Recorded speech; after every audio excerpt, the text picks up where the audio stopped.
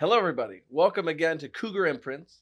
This is episode number 2, where we are bringing faculty expertise in all sorts of fields directly to you. We're going to talk and have a wonderful conversation with Professor Kathy Rugh today, who's in the Communication, Media, and Journalism Department. She happens to be a filmmaker by trade. So this is a brand new podcast we're launching. We hope you love it. We're not wearing headphones, which I'm not sure if that means we're not actually a podcast, but I like that we're having a more comfortable conversation without headphones. So let's get started. Professor Rugh, we begin with pleasantries.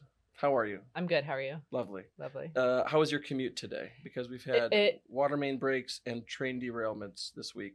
I was expecting that the Raritan Valley line wouldn't be running today like it wasn't yesterday, but it was. It's open. So it was pleasantly surprised. Yes, I had to go to track A at Newark versus track 5, but otherwise there it was. It was ready to bring me here. So that's fascinating. So is there a track that's still not in service? Like I would think they'd have to run some tests on why a train well, derailed? it would be, but it was around here. So if the trains are running around here, then good to go. You know, there's lots of people that commute. I know. Well, I know. I've been affected by this, yes. And I'm assuming they would have to run some tests on these tracks. Well, hopefully they did that yesterday. Okay. Yeah. When one day's enough. One day. No, I'm not a train engineer. So. Well, it's a day and a half, 2 days, right? Because it happened on Tuesday That's morning. True. No, That's Monday true. morning. No, what is today? Tuesday morning. Today's Tuesday. Because there was no Monday this week. I'm all thrown off. Today's Thursday. It was Tuesday. It was Tuesday. Yeah. And Wednesday I commuted and it wasn't running. But Thursday it is. Thursday great. I'm glad your commute was better. It's good. Yeah. Anything else you want to share? Like I guess we kind of have a housekeeping segment also. So things that you want to maybe share with the audience about clubs you want to promote, things happening on campus, minors you might be building out. Well, I guess the big thing to promote is the Kean Film Association. So I'm the faculty advisor for the film group, and they started this year, and they there's a lot of people in their executive board, and a lot of people come to the meetings. They learn how to techniques of making films. They collaborate on working on films together. There's a lot of good energy, and the executive board they're all seniors, so they're all graduating this year. But their last meeting, they were trying to share the word, like, this is what we do. We need people to volunteer, like, let's step up and keep the film association going. And so they have another meeting today that I'll be checking out after classes. But what's the name again? The Kean Film Association. And this is a student-run organization. Yep, it's a student group. Any student can join. They don't have to be any student can join. Yeah. And it's actually good. Fan. I mean, a lot of them are students that are, in the media film track, but they're also theater students, design students. It's good to actually have some collaboration. Yeah. It can be a creative outlet, and try to combine your skills to work on things together with other students. Build community. That's the big part. I love, community makes students more motivated and more happy, and that then helps us all be happier. We're a communal species. Definitely. Yeah. So but we need a whole new e-board for this organization. So students, if you are interested in film, you don't have to be a film major.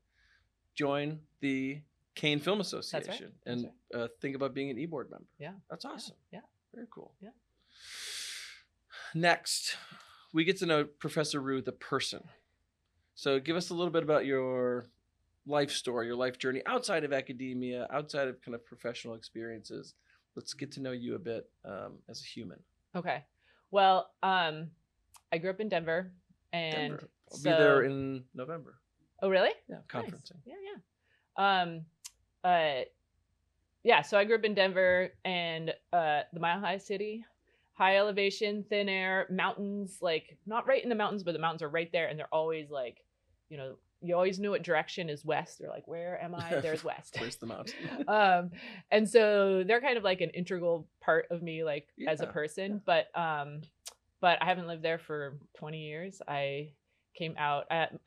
I was actually born in Pennsylvania, and so I still had family out east, and so I came out to the Northeast a lot when I was a kid to visit family. And when I was looking into grad schools, I decided to go to school in Boston, and so I've been out here since grad school. Been in the Northeast In the I mean, I Northeast, assume yeah. you still have family back in Denver? I do. Okay. Yep. Yep. Yep. So you bounce back. You still get to visit. I still go there a It's been lot. 20 Yeah. years since you've lived there. Yes. Yeah. Yes. Okay. Yes. Yeah. Yeah. Yeah. Good. Yeah. What else helps us get to know Professor Rugh, the person? Well, I live in Brooklyn now, and I have a husband and a daughter, and a funny cat. A funny And, cat? yeah. What are the comedic Well, things this cat does? so his name is Marcel, and he is a rescued from the streets of Brooklyn. I Love do. I have a cat rescued from the streets of Detroit. There you go. Look at us. And he like walked into our lives because I have done a lot of volunteering with cat TNR. Do you know what TNR is? You can help us all learn about Trap, TNR. neuter, return. So Okay. that's like outside community cats that aren't socialized, so they can't become indoor pets. Like they don't know how to like snuggle with people, but they're out on the streets, and if they keep having babies, that's not good. Yeah. So trap, neuter, return is this idea of like, okay, well, let's help the cat community, even if they can't become pets, let's help them by not reproducing. Mm-hmm. And so I've helped like trap a lot of cats off the streets of Brooklyn, get them fixed, put them out, and I have a little colony of cats. It's getting smaller and smaller as they pass on, but I still have a couple community cats out there. And but when I was first trying to trap them and work on this colony of cats, it was like right, around the corner from my building. This big cat who I was not expecting to trap winds up in my trap, and I was just like, oh, you were not who I was going for. Mm. But I brought him in. I was like, well, I guess, I'll get him fixed too. And so he was in the trap in the little studio office room that I have in my apartment. And I thought he was like wild feral cat because he has this broad nose. He has one ear that's really squished. And I walked by him in the trap one time, and he started purring and like rubbing up against the trap, and I was like, wait a minute, you're not feral, are you? And I like reached in and I touched him. He's like, yeah. So I was like, oh, all right, well, welcome to the family. And at first he was like really kind of tough and a little bit timid, but now he'll like, if he can sit on your lap for 2 hours, he will. That's I love that. Wait, I never intended to have a cat. I wasn't. Cat colony, is that actually what there is? A group of cats called a colony? Yeah, That's fascinating. I love learning that. Yeah. It was back in Detroit when I was in grad school. We had one of those polar vortices. How do you pluralize vortex? Vortices? Maybe. We had a polar vortex come down. It was like -20, but the wind chill was like -40. It was brutally cold. Oh my gosh. And I went outside to let my dogs out. And I heard a little meow. And, my dog started, running around wildly. Yeah. So I went over to check out because you know what a kitten sounds like. Yeah. It's very high pitched. Yeah. So I went over, and there was this tiny, tiny kitten. She was not very old, and she had a recently severed arm. And I was like, oh, goodness, I don't want a cat, but you're also going to perish out here if I leave you. So brought her in, in my Detroit community, we have a vet that does house calls, so you don't have to take the animals anywhere. So I just called him. He came to check her out, and he spayed her, and kind of her arm was healing well, so he did a little work, but not much. He said, she's feral, but she seems like she's got a good personality. She might be a good house cat. So I gave it a shot, and it took her a while to warm, to the house, but she's now very cuddly and very much a nice social house cat. Very nice. Yeah. So look at us rescuing, doing good deeds. That's right. How nice. Right. Lovely. Good. Well, I want to jump in. We've got, the purpose of this podcast or show, whatever you want to call it, is to highlight recent faculty accomplishments. Obviously, we can talk research, we can talk kind of professional developments, but also artistic creative works. And I love that we're bringing you for episode number 2 because we can highlight the wonderful creative works that our faculty are doing. There's one I want to do a deep dive on soon, and we'll get there, but I now want to know more about Professor Rugh, the scholar, the artist, the filmmaker, how you got from where you were, say grad school in Boston, to Kean University, what your approach to scholarship is, creative works is, teaching is. Let's hear about Kathy the professor. All right. Well, I was doing a lot with photography when I was a teenager, and so I really love like exploring the world with a camera and thinking like finding out ways to translate the world through the mechanism of a camera. Mm-hmm. And so I originally did a undergraduate degree in liberal arts, and I just did my photography on the side. And then I was trying to figure out like graduate programs, and I thought I was going to go into cultural anthropology, and I was like, oh, that would be so cool. And then I was like, I got into school, and they didn't offer me any funding, and I was just like, no, I don't think this is worth it. And then I was talking to a friend of mine, and he was like, why, like, you've been doing photography all these years, like, why didn't you do that? And I didn't think it was like scholarly enough, And so then I was like, well, that's true. And so I just started doing more photography. I went back and I did a BFA program in photography. And then I wanted to go into graduate school doing an MFA. And when I got to graduate school, I was in an interdisciplinary program. So they encouraged you not to just stay like in one track. And I was at the point where photography wasn't doing quite enough for me. Like I was trying to push the boundaries of what one image could do. And so that's what I was like, film. This is what I'm going to be doing, like a time-based way of presenting visuals, having an element of sound, just like creating visuals that are more of an enveloping atmosphere. And so that got me into, that's where I started becoming a filmmaker. But I always loved teaching. Like even before I went to grad school, I taught English to English language learners for a couple years. I taught preschool for a couple years. Oh wow! Yeah. I love hearing this. So I love teaching, and it keeps me energized, like sharing, and I loved being a student. So I was like, why, just keep going with it, but on the other side. And so it kind of felt natural for me to, when film became something that was important for me, that became something that I would weave into my love of teaching. And so I started teaching film when I was in grad school, and then after grad school I was teaching photography, and then I started teaching film again, and I've been at a couple of different colleges, and but kind of piecing together adjunct work and now but I really wanted to be like solid somewhere and feel like I could help, be an integral part of a department. And that's where here you are at Kean University. You have your MFA, Master's of Fine Arts, which is a terminal degree. It is. This work that you do, you've given me your CV, curriculum vitae, resume for those of us who aren't familiar with that term. You have an extensive list of films you've. I'm not that I didn't expect that, but looking at your catalog, what would you call your filmography? Yeah. Filmography. Yeah. That makes sense. What inspires your overall approach to making films? Yeah. Well, so I'm an experimental filmmaker, and if people don't know what that is, I mean, experimental filmmaker like can be like so many different ways. But I guess the big thing is that I see myself in a lot of ways. I see myself as an artist who makes films rather than a traditional filmmaker. And so I don't make films that follow the conventions of standard, Hollywood films.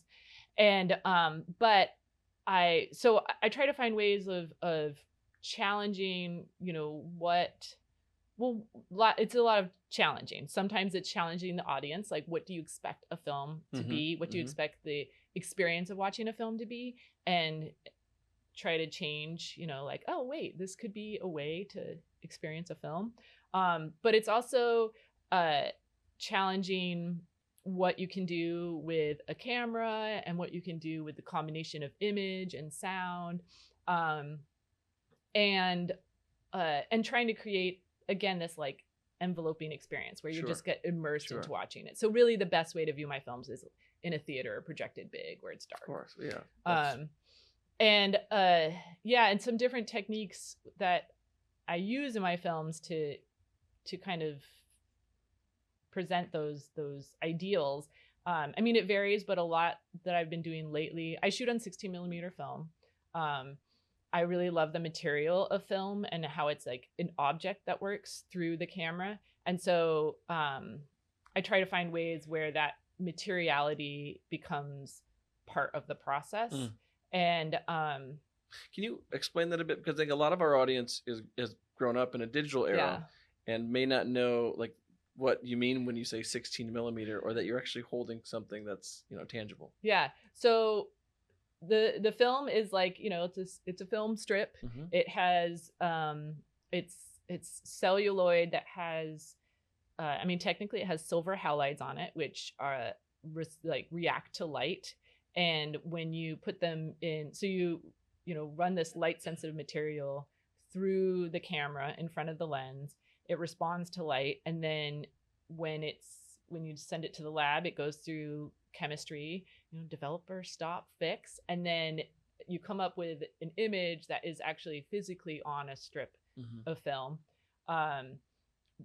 But the way that it I mean, one of the camera that I use is a Bolex camera, which is a very common. I mean, it's like my camera's probably from the 70s, 1970s, I love that range, and it's still a workhorse. Like it goes. But it's a common camera for people when they're first learning how to shoot on 16 millimeter film. But also a lot of artists use it because it's more compact, so it's easier to carry around. And you can do a lot of effects in camera. So there's, you know, we're all familiar with the idea of watching a film and having it fade to black, right? That's really easy to do in editing, right? Like, you know, my students use Premiere Pro. It's like, there's a quick command. It's like Command D, damn, you got it, you know? But the camera that I use also allows you to do like fade outs or fade ins, or you can rewind the film and you can do like a cross dissolve where one image fades out and another fades in. But I do a lot where I'll film a scene where the camera capturing some visuals, and then I will rewind the film and capture visuals again. And so I can kind of, sometimes it's very like, I keep notes to myself about what I shot the first time that the film went through the camera.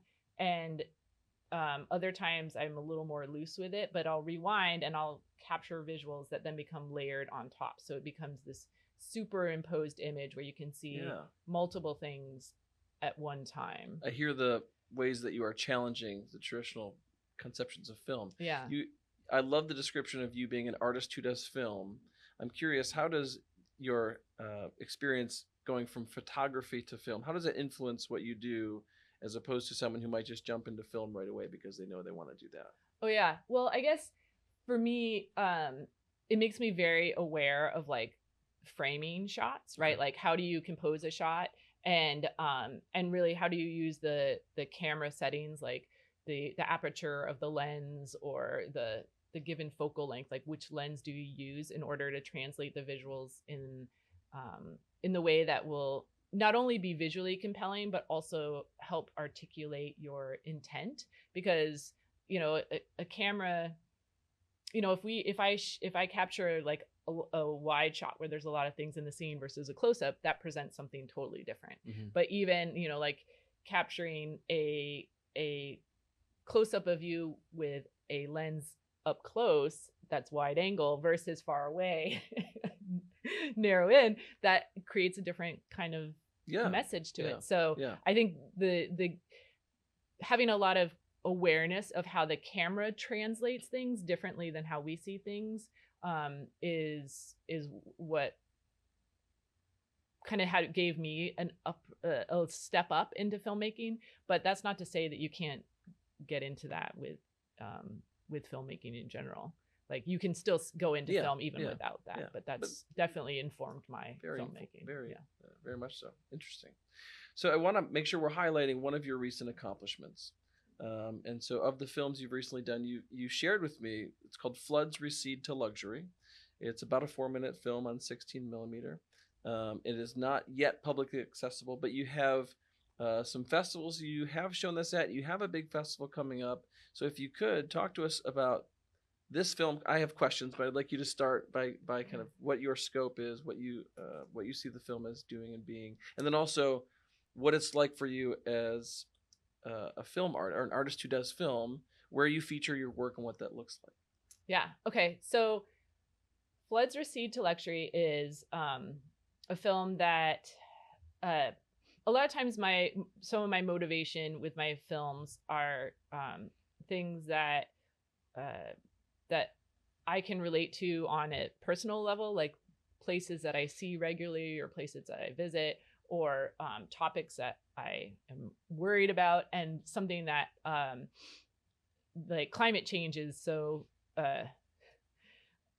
terrifying right now. And so that's become something that I've paid attention to, and I've been trying to find ways to weave that into my films with like kind of how it affects me in my own life or things that Brooklyn I see. Yeah. And so years and years ago, I was teaching photography at this photography school in the Dumbo area of Brooklyn, which is right on the East River. And it was like it's a lower level. It was in a group of artist studios in the lower level of this old loft building that then had like, fancy apartments on the upper floors. Of course. And we had problems with flooding. Like if there was heavy rainstorms, sometimes we would get flooding down there. And the management, I don't think really cared too much about it. But so that's a little bit of that. But then I was also, because I was teaching down there, and it's in a beautiful area right on the Brooklyn Bridge Park. There's the Manhattan Bridge right at the end of the block, the skyline for Manhattan right there. And so I would take students out and we'd go photograph in that area.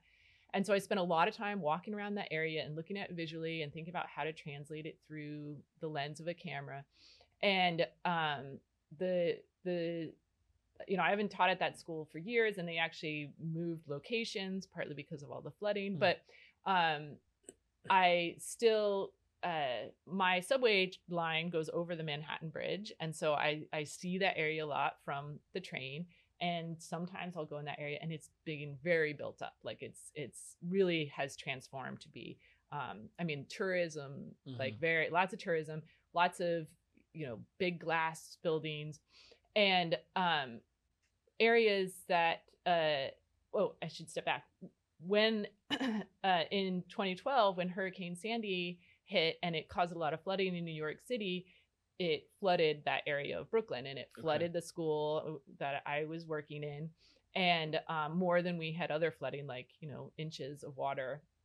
And a lot of, I saw the neighborhood change. Like there was a fancy restaurant that closed down. There were other little stores that moved down. So it's like the area kind of went in this, little bit of decline with that flooding. And then since then it's been, very built up, and it's been shocking to see like how they've been building apartment buildings even closer to the water's edge. And it feels like there's just this hunger of real estate. Yeah. And like, but what about the realism, the reality that like that flooding could easily happen again. Yeah. And so I decided that I wanted to make a film with those concerns in mind.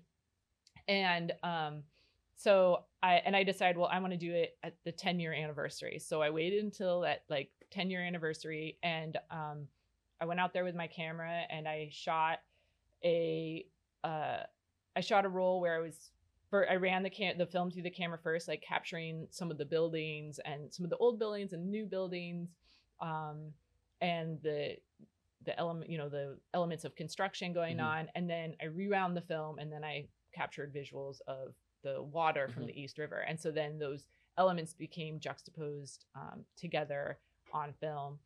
And so that's like the premise of the film and how it came to be.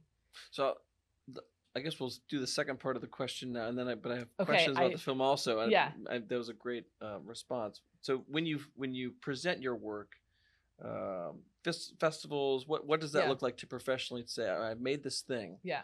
How do I then get it to the outside world? Yeah. So there are thousands and thousands of film festivals that happen, around the world, but they oftentimes have their niche. And so I screen my films in festivals that are more geared towards experimental or underground. So films that don't fit a standard Hollywood genre. Sure. And some festivals I know about, so I submit to them, but I also look at festivals through a lot of festivals put together calls for entries on filmfreeway.com. So I use that website a lot. And you just submit films for consideration, and you talk a little bit about the process, or you give a film synopsis, you submit the film, and then you either get in or you don't. And there's a lot of places that my films have been to that I haven't been able to go to, but it's always best when I can go to the film festivals. Sure. And then the festivals, have an audience of people that are ready to experience that type of film. And there's definitely filmmakers that I know from festivals, that come from different areas. And sometimes I see them again at different festivals, and sometimes I meet new people, but it's always like those type of festivals. It's like, usually my films are short, so they get programmed usually in a group of other short films. And then there will be like a Q&A afterwards. And so it's like, you get to hear what the other filmmakers' approaches and ideas are. And I think that helps a lot with experimental film, because sometimes you look at it, you're like, I don't know what to make of this. But when you hear someone talk about their motivation or their process or their ideas, then it has a, greater weight to it.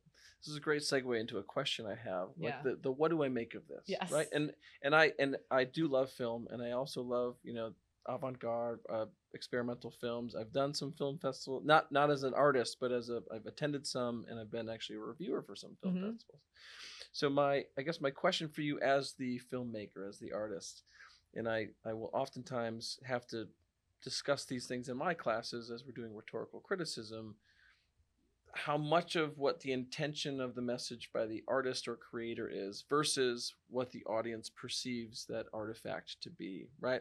In watching, for instance, your film Floods Recede to Luxury, I noticed you start the film with some text. There's some text on the screen. And so to me, there is probably a message you're trying to convey. At least that's what I'm seeing as an audience member. And so you've primed me to then appreciate the film given that text. But how much of it for you is like, I want the audience to get this message, or I want the audience to have their own interpretation of this? How much do you find yourself trying to direct those processes? Yeah, no, I think that's a very good question. And it varies depending on the project. Like I have a film, the film that I finished before Floods Recede to Luxury is called Lights Return. And that one has a similar technical approach, but a very different mood and a very, very different location. But and that one I don't give, there's no text or no kind of step in except for the film synopsis, but you're just supposed to go in and experience it. But with Floods Recede to Luxury, I felt like there's a commentary that is driving my motivation in making the film. And that is like, we're ignoring these risks, and there's this real estate hunger that it just seems irresponsible. And so I didn't want it to just become something like, ooh, visually look at that, which sometimes that is what a film can be, and that's valid. But this one, it felt like it had for me, it had a greater gravity to it. And so I started off with there's actually a recording of this woman who called into the Brian Lair show to give her report of what she was seeing in the flooding. So first you hear this voice, saying like, well, I'm seeing it's taking water. And then it gives a little text intro. And so I wanted that to be an anchor point so that when you watch the visuals, you kind of at least were leaning towards what was motivating the work for me. But I didn't want to be too heavy handed, which is a very hard mix for me. Like I in some ways I see this film as an experimental documentary. So it has a documentary lean, but not in a traditional approach, like not a talking head interview documentary, which, is valid. Like that's a great way to make a film, but not for what I was trying to do. And so I tried to find a way where I could give some of that context with still giving a lot of openness. Because another thing that I find that motivates my films or my interest in films that I watch is that if a film is too, if the filmmaker is too much like spoon feeding you, like Yeah. now you take this, now you take this, now there's like no room for me to experience or interpret. And so I like to have some room where the viewer has to think a little bit. I love that. And sometimes the viewer doesn't want to think, like they it's a difficult experience for them, or they don't, they're like, I don't know what They're to too make of it. conditioned by Hollywood. Yeah. Given how you've described your approach to making many of your films, where you run the same film strip back again, knowing that's your approach and having watched this film, Floods Recede to Luxury, how do you? Because I was amazed at how there were the overlay, and I don't know the technical terms. Superimposition. The superimposition of the water and the buildings. It blended really well. Like, how do you? I feel like that's a huge risk. Like, how do you know where, as you're approaching this shot or these shots, how do you know, like, all right, I think this is going to fit well with what is already on the film strip? Yeah. Well, with some films, like I have 2 different films that I made with the moon, and that film, and also one where I superimposed the like beaches around New York City with the beaches around LA. And with those ones, I like kept notes, because when I rewind, I can see like where I am on the roll, and I drew little sketches about what was in the frame. And so sometimes it's very like, I'm like, what did I have? Okay, what do I? But with Floods Recede to Luxury, I didn't. I knew enough about, like, I wanted to start off with just visuals of the buildings, and then have it be where the water like slowly starts to overcome them. And I knew that I wanted to have it, even though it doesn't have a traditional linear narrative, I knew that it should have a structure of like starting off a little calm and kind of having some peaks and valleys, and then ending off calm. And so that was some of it. But I originally, for like 3 films before this film, they were all one roll in camera edits. So it was just like one roll of film where I shot, I rewound, I shot, I rewound, and that was like, so the edit was already there, and then the film, that the image was done, and then I just had to figure out the sound design, because that was like a real challenge, right? Sure. And with this film, that I was like, I'm going to try to do that as well. So I went out and I shot a roll, and I got it back, and I was like, oh, like some of the shots were great, but others weren't. Like there was the energy was a little too, like, overall the energy was too hectic, which I wanted some moments of hectic, but it couldn't be all hectic. So then I was like, okay, I'm going to go try again. So I did another roll, and I thought, okay, maybe this one would be in one roll in camera edit. And I saw that one. And again, there were like some things that worked and some that didn't. And so then I just wound up pulling the shots, the shots that worked with those 2 films, and put them together. But the superimpositions were there. And sometimes it's like, okay, this brings up another motivation of some of my films. I love it. Let's do it. One thing that I found, like when I was doing photography, like I with photography and filmmaking, there's a big technical element. Like, how do you learn how to use this machine, right? And like, I'm good at learning technical stuff, and I was like, okay, I'm gonna get this. But if you just make films that are technically strong, I feel like they risk losing soul, like your presence behind it, and that doesn't appeal to me. So part of the reason that I do the layered exposures is because I have to give up some control, and I let the medium of the film have some power, or like, what's going to happen, film. And so with Floods Recede to Luxury, there were definitely moments where I was surprised at like how, a wave crashed over a certain part of the building that I didn't plan for, but I was just like, oh gosh, it works well. Great. Yeah. And so it's like, it becomes this kind of collaboration with the film strip and my camera. It's like, what are we going to do? What are we going to, I have an idea. What do you think? Let's see what happens. I love that you're kind of humanizing or giving life to the medium. Yeah. I mean, with terms like energy and soul, I think that really it sounds like you really embed yourself in the work in this way. That's, I think, really important for an artist. Yeah. But I mean, you've gotten into this a little bit.